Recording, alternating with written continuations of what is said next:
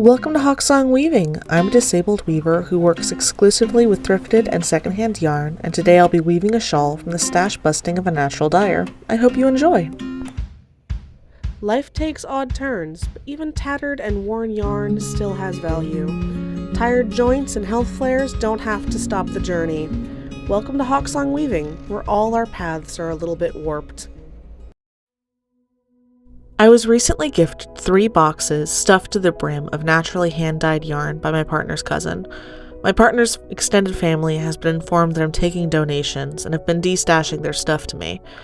This entire group has been absolutely phenomenal, to the point where they have a first dibs group chat with anything I weave or create, and I've lost track of how many scarves and shawls have been purchased from that family. They've really been a huge support.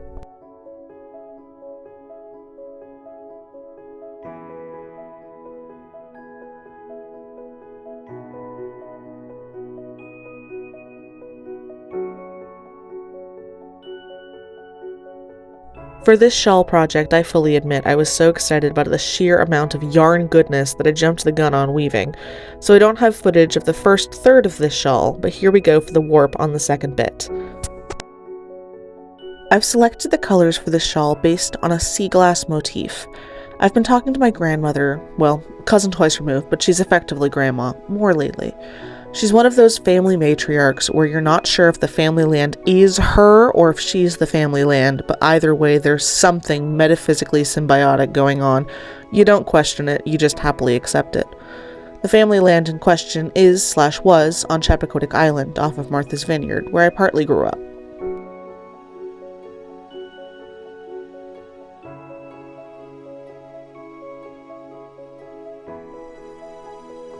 No, I'm not rich. Think of the old adage, land rich, gold poor. If the land was in Western Mass, I'd be living on it, but I can't afford island life. So in the meantime, I visit when I can during the off-season and treasure the memories I have of hunting for seaglass along Underwear Beach. So called because we went swimming there in our underwear as kids one time and the name stuck.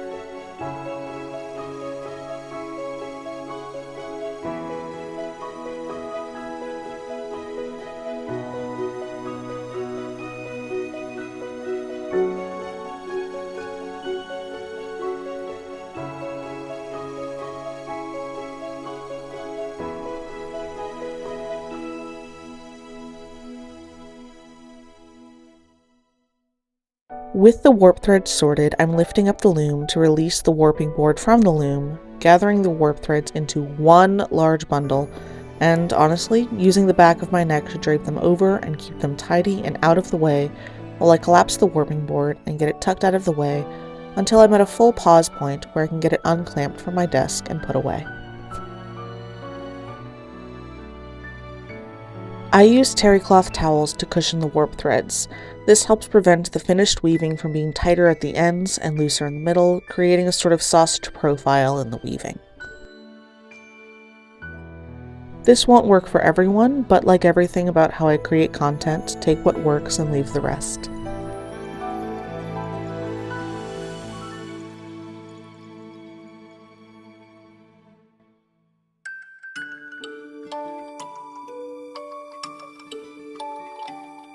The way I warp has me cutting the warp loops at the end of winding the warp. This is what is easiest on my body, but again, it won't work for everyone, and that's okay.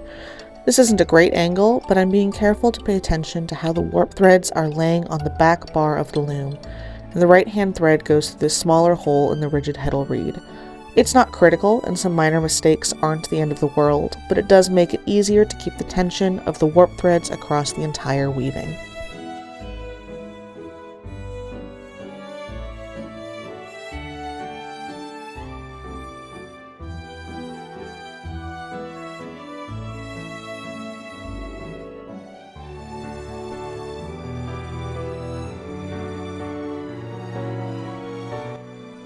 Before I get too far, I'd like to thank you for watching. If you'd like to support my work, some free ways to do that are to like, subscribe, or follow, and share. This applies to other small artists as well. It's a great way to let the social media algorithms know that this is content worth watching. If you'd like to support me financially, per viewer request, there's a Buy Me a Coffee link below, along with the link to the Hawksong Weaving Square site, where you can purchase the unique woven products that I have available.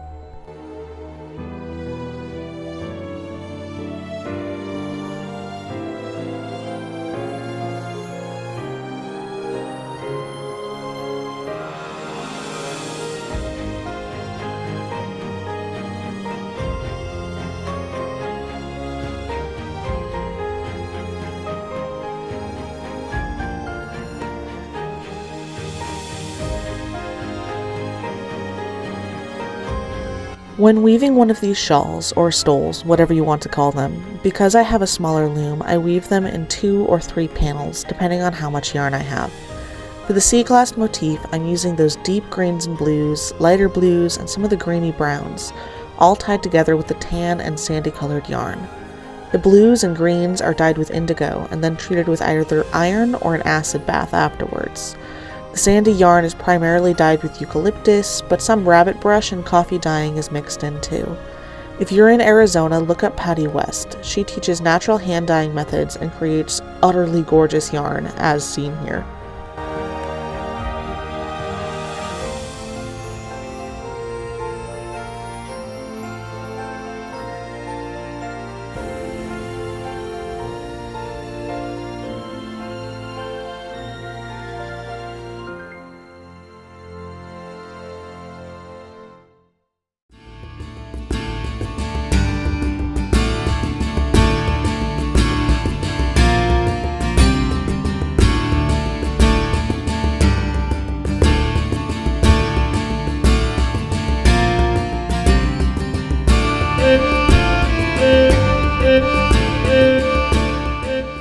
Because this shawl is a 3-panel project, I had to be selective on which bits I filmed, which is why you may notice that the warp changed suddenly.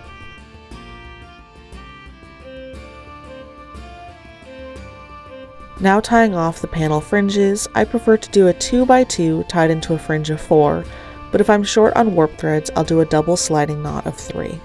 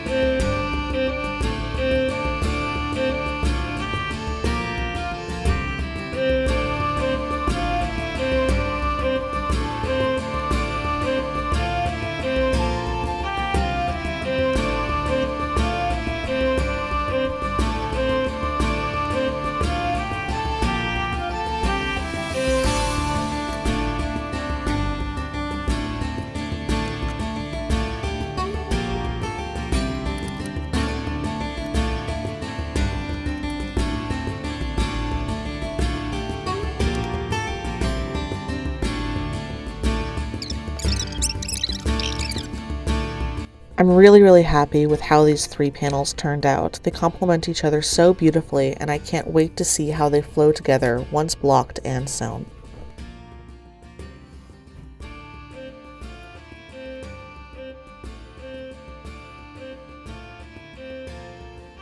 Ignore the jars of cat food. There are no jars of cat food in Ba Sing Se. These are not the jars you're looking for.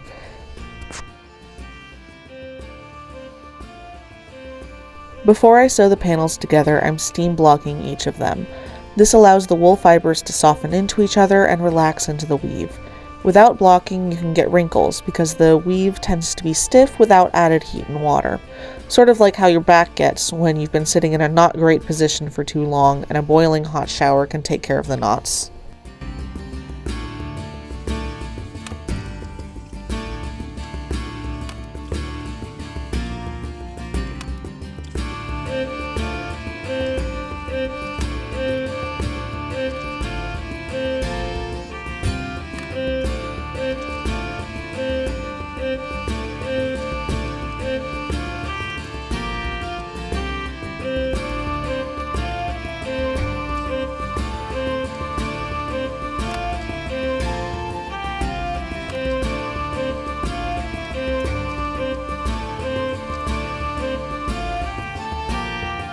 Once the steam blocking and the scary iron is done, I get interrupted by Hades' himbo coming both to check on me and to be fascinated with this yarn.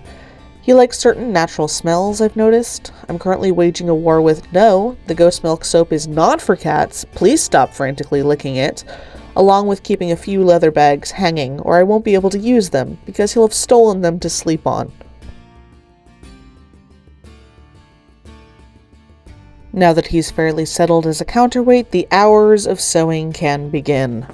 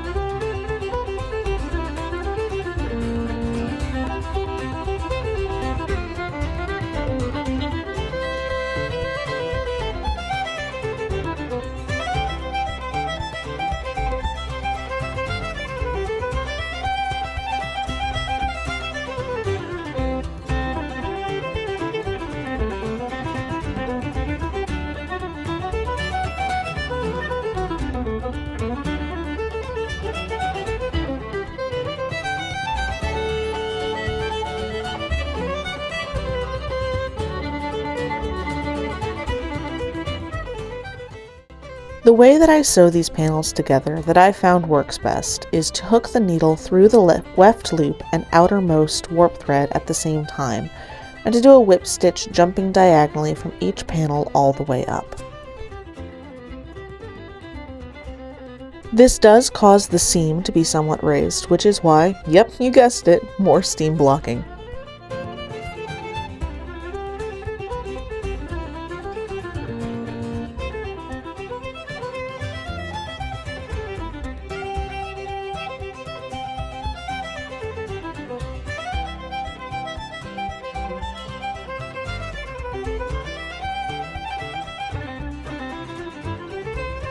Once the final steam blocking is finished, I eyeball the length of the fringe I want and use the "don't ask me how much I spent on these good shears" and trim it.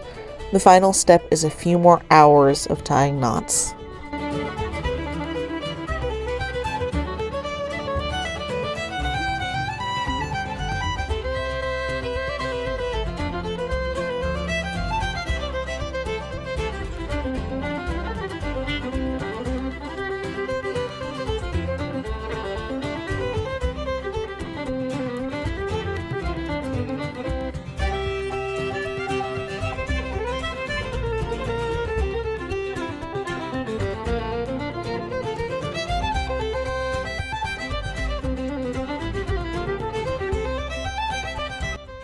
Thank you so much for coming along as I turned a stash bust into a Seaglass shawl. I'm so glad for the odd turn that your path took that brought you here. Thank you for spending time with me at Hawksong Weaving, where we're all a bit warped, and I hope you have a truly excellent week.